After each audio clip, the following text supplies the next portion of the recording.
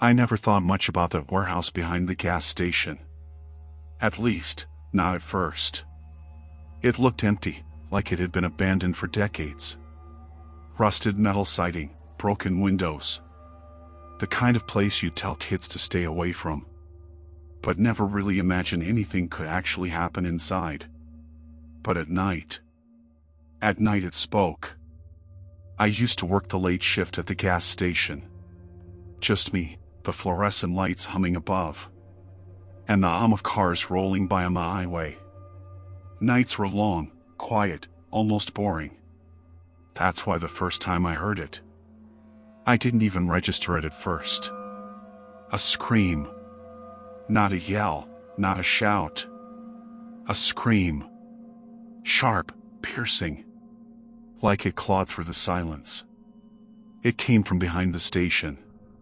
And I froze, listening. The sound stopped as soon as I pulled my head around the corner. But there was something there. Something that didn't belong. The next night, I stayed longer. I told myself it was an animal. Maybe trapped in the warehouse. Maybe a raccoon or something. But the smell hit me before the sound did. Blood. Not just a little. But something metallic, thick, sour. It clung to the edges of the dumpsters. Streaked along the cracked concrete. Dripping from a broken door hinge. I wanted to turn and run. But my feet, they didn't. I called the police. They laughed it off. Said abandoned warehouses attract teenagers, drunks. Maybe someone cutting themselves up back there. Nothing serious, nothing real. But I knew. Because then the screams started coming more often. And not just screams. Whispers. Low, wet sounds. Like someone breathing through a mouth full of something I didn't want to imagine. One night, I stayed after my shift had ended. I told myself it was curiosity, nothing more. I had a flashlight.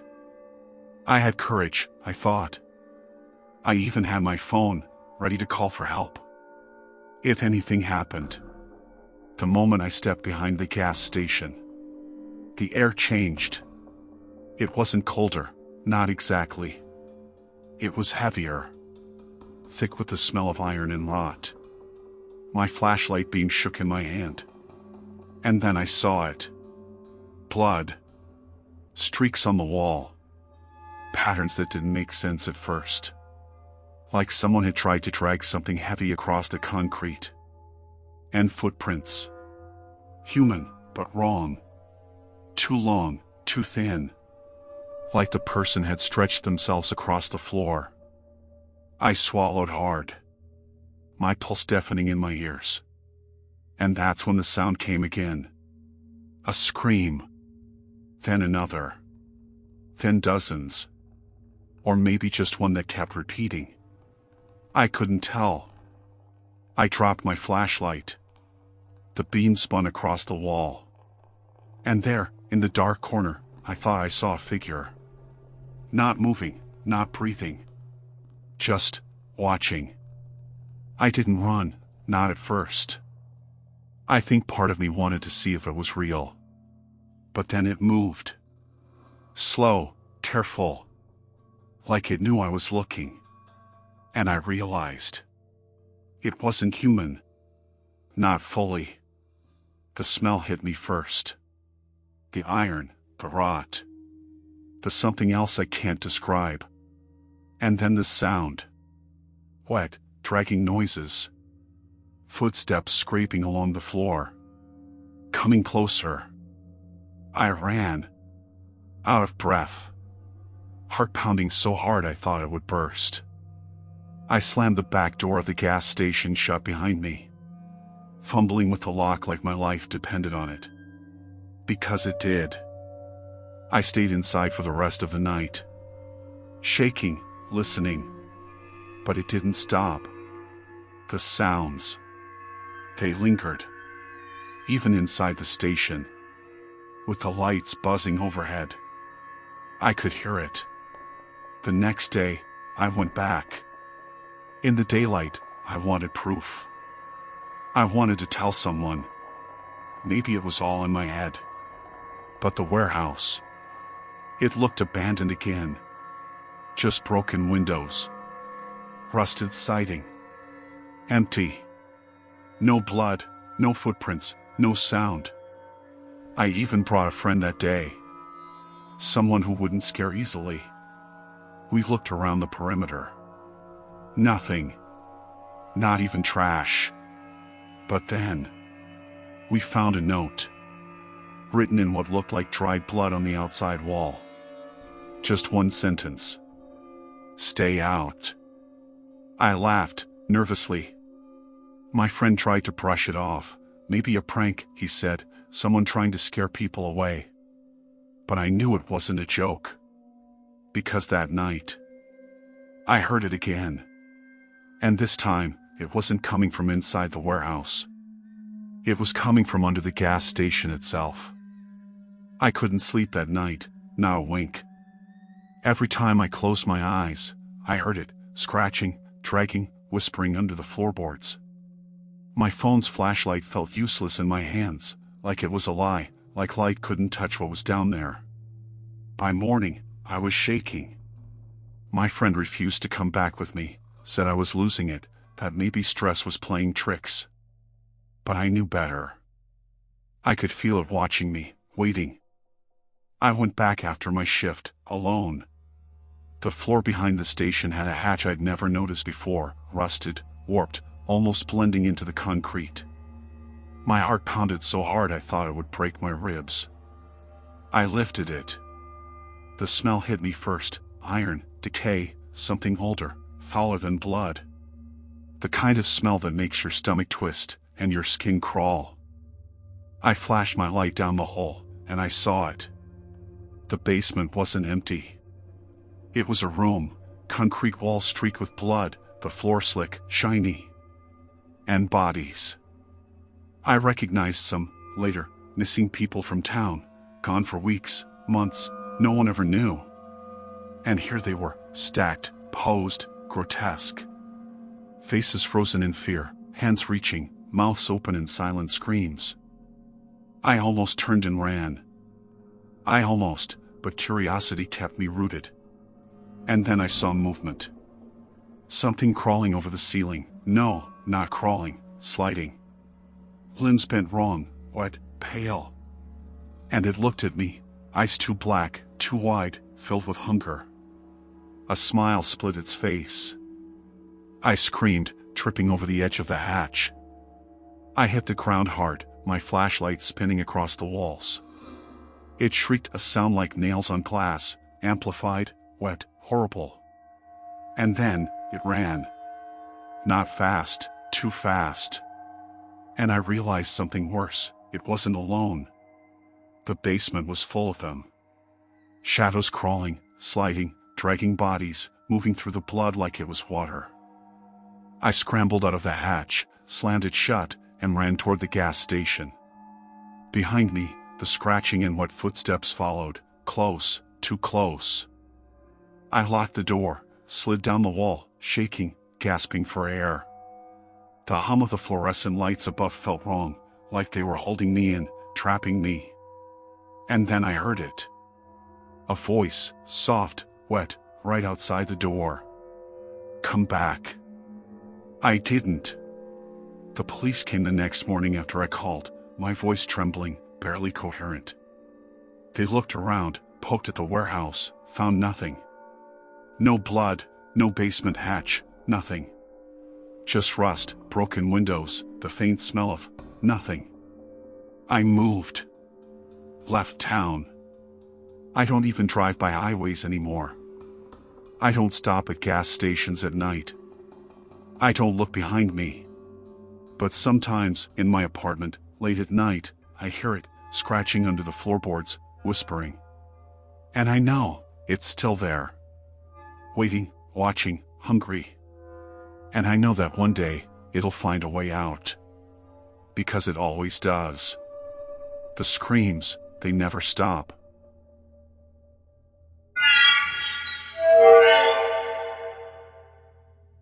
I remember pulling into that gas station late, maybe around 2 a.m.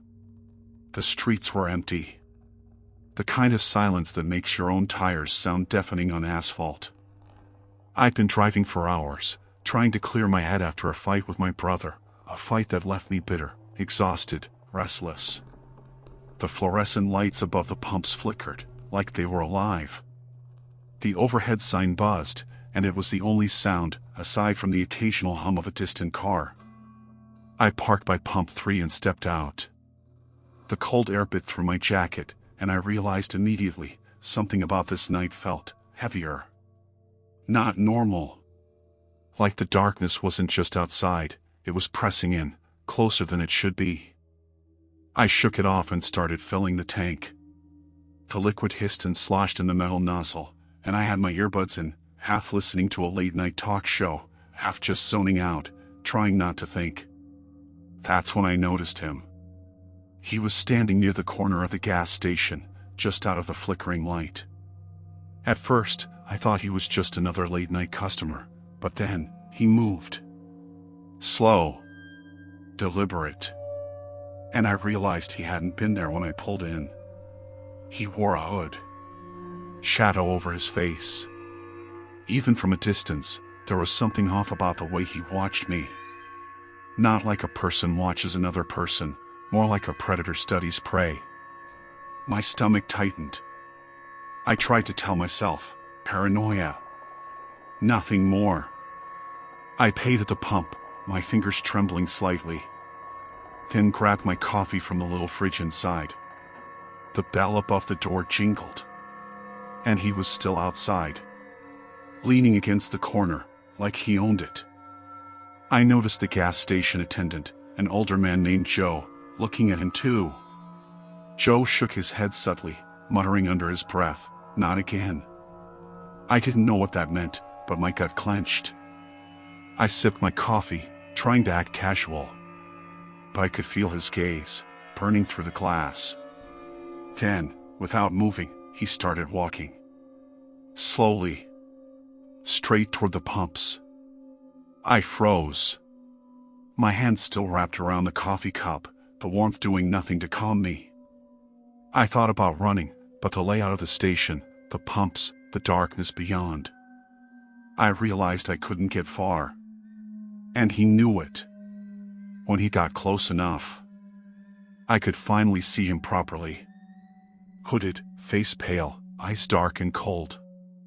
There was a smell, faint but wrong, metallic, like old blood and rusted metal. I swallowed. I wanted to tell myself I was imagining it. But the fear crawling up my spine told me I wasn't. He reached the edge of the pump and stopped. Just stood there. Watching. Waiting. I tried to meet his eyes, and that's when I saw it, a twitch. Something in his hand, hidden at first, but moving slightly, like it couldn't stay still. I felt my breath catch, and my coffee spilled, barely noticing. He stepped closer. And my mind screamed, run, fight, scream, but my body didn't move. Because I knew. Whatever this was already happening. He stopped right at the edge of the pump. I could see it now. A knife. Small, glinting in the flickering light, but enough to make my chest tighten, my stomach knot. I wanted to scream, but my voice refused to come. He tilted his head, like he was studying me, like I was the puzzle he'd been waiting to solve all night. I could feel every second stretched so thin, it was unbearable. Then he spoke. Not loudly, but low, almost a whisper. "Why are you here?" I blinked, my mind scrambling. What do you mean?" I finally managed. "Why are you here, alone, at this hour?" I took a step back, and the smell hit me stronger, metallic, like iron. I thought, maybe I should run. But something in his eyes, frozen, empty, stopped me. I realized he didn't want to chase me. He wanted to make me watch. I tried reasoning, talking, anything. I just needed gas, that's all. My words sounded weak, pathetic even. He didn't flinch. He just smiled, and the smile wasn't human. It was slow. Intentional. Like he had been practicing it, or savoring it. He stepped closer, and I could see the scars on his hands, deep, jagged, old but raw, the kind that tells a story no one wants to hear. My phone was in my pocket. I reached, trembling, but he noticed. And suddenly, he lunged. Not fast, but precise. I stumbled back, knocking over the coffee stand, and it spilled everywhere, hot, steaming, but I didn't care. I ran toward the door, my legs screaming, heart pounding so loud. I thought everyone in town could hear it. I made it inside. Joe, the attendant, was frozen behind the counter, eyes wide, staring. He's out there every night, Joe's voice shook. I barely registered it. Because I heard it then, the sound of his boots scraping across the concrete outside, slower now, methodical, like he was hunting me. I backed away, toward the corner of the store, searching for anything, anywhere, to protect myself. Then I saw it, behind the shelves, an emergency door, leading to the alley. I ran, slamming it open, and the cold hit me again, the night swallowing me up. But I could hear him, breathing, close, following. I ran as fast as I could, turning into the alley, but my foot caught on something, and I fell hard. Pain shot up my arm, my knee, and when I looked up, he was there. Just standing. Waiting. Watching. Like I was part of some twisted game. And then, he whispered, "Run, if you can." It was the first time he'd spoken like a human, but it didn't matter. Because I knew he wouldn't stop. I got up, limping, bleeding, and ran, through the back streets, past abandoned warehouses, my breath tearing in my lungs, my heart threatening to explode. And I kept thinking, if I just make it to the main road, someone, anyone, I'll be safe. But every shadow, every flicker of light, felt like him. And then I saw it, a car. Old, parked under a street lamp. I ran toward it, thinking, maybe it belonged to someone, maybe they'd help. But as I got closer, the door opened, and he was there. Waiting. Calm. Like I had nowhere left to run. And that's when I realized, he didn't want to hurt me just yet. He wanted me to feel fear. Pure, absolute fear. He wanted me to know how small I was, how alone, how helpless. And I did. I felt it, every inch of my body trembling. And I knew I would never forget that night, never escape the memory, never feel safe at a gas station again. Because some monsters aren't hiding in the shadows, they are the shadows. And that night, I was living inside one.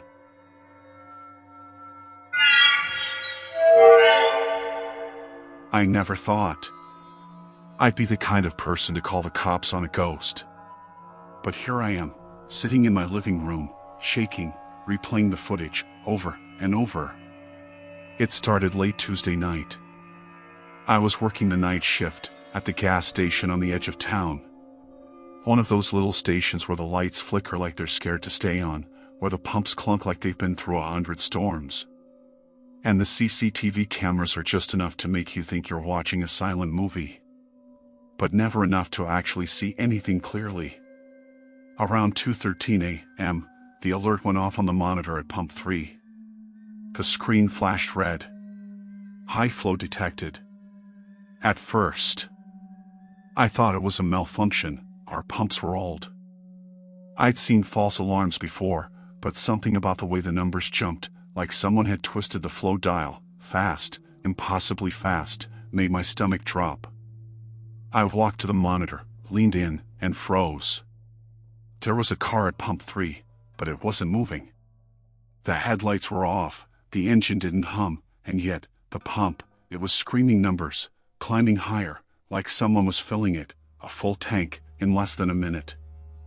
I rubbed my eyes, checked the timestamp, then checked the camera angle. Nothing. I mean, literally nothing. No one in the car, no one behind the wheel, no one on the curb, no one in the shadows, and yet, the gas, it kept pouring. I ran outside, my boots crunching the gravel, my heart hammering. The car was there, empty, silent, perfectly ordinary. I opened the pump handle, it was off. I touched the nozzle, cold, dead, no pressure. I spun around, scanning the lot, the lights flickered, the wind whispered, and for a split second, I could have sworn I saw someone standing behind the pump, just for a moment, then gone. I ran back inside, trembling, rewound the CCTV frame by frame, and that's when I saw it. The first frame, the car pulls up. Second frame, the pump handle lifts itself. Third frame, the numbers climb, impossibly fast, and no one touches it. I replayed it, slower, slower, my coffee cup shaking in my hands, the fluorescent lights buzzing, and each time I watched, the pump just kept stealing gas on its own. I called my manager, told him what I saw. He laughed, said maybe I was tired, hallucinating, but I didn't hang up. I made him watch the footage, and he went pale. He said I wasn't dreaming, he said he'd never seen anything like it. We waited for the cops. They came, scribbling notes, asking questions, and the car, the phantom car, was gone. The next morning, the gas meter was empty, and the numbers didn't make sense. Hundreds of gallons vanished, with no vehicle, no human, nothing to explain it. I tried to tell myself it was a prank, a glitch, a trick of light, fatigue, stress, but when I went home, turned on the news, there were reports, other stations nearby, suffering the same impossible thefts. And that's when I realized I wasn't dealing with a thief. I was dealing with something else. Something that didn't need a body, didn't need hands, just took gas, like it was alive. And every night since, I checked the cameras. I checked the pumps. I can't stop watching, because I know, if I look away, even for a second, it could start again. It could come back. And no one, not the cops, not my manager, not even me, knows how to stop it. That night, after everyone left, I stayed behind. Alone. The fluorescent lights buzzing overhead, casting long shadows across the pumps, shadows that didn't belong to anything alive. I checked the cameras again, frame by frame, and there it was. Pump 3.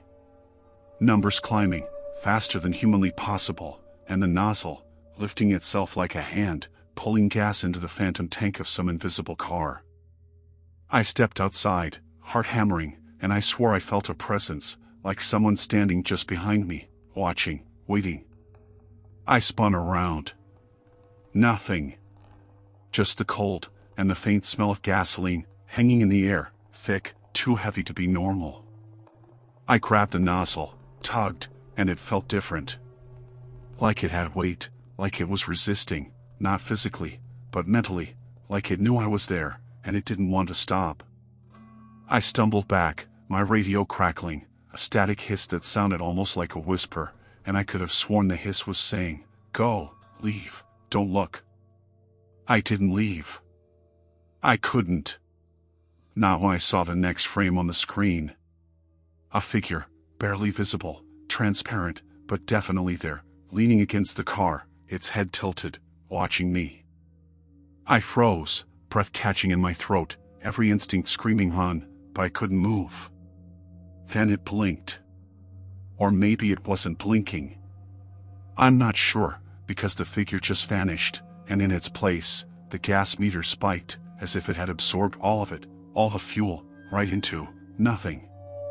The cops came back the next day. They looked at the footage, at the meter, and at me, with the same disbelief I saw on my manager's face, but this time, there was no laughter. No jokes. Just fear.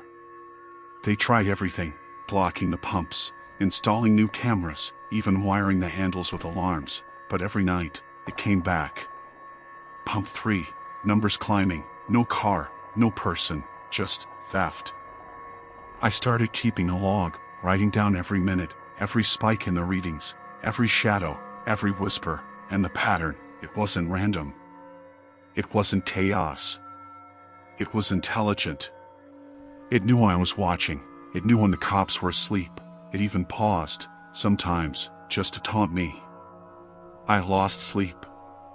I lost nights. I started hearing footsteps inside the store, long after closing, soft, deliberate, and every time I turned, nothing. Just the smell of gasoline, lingering, thick, heavy, like it was laughing. One night, I decided to confront it. I grabbed a flashlight, went out to the pumps, and called its bluff.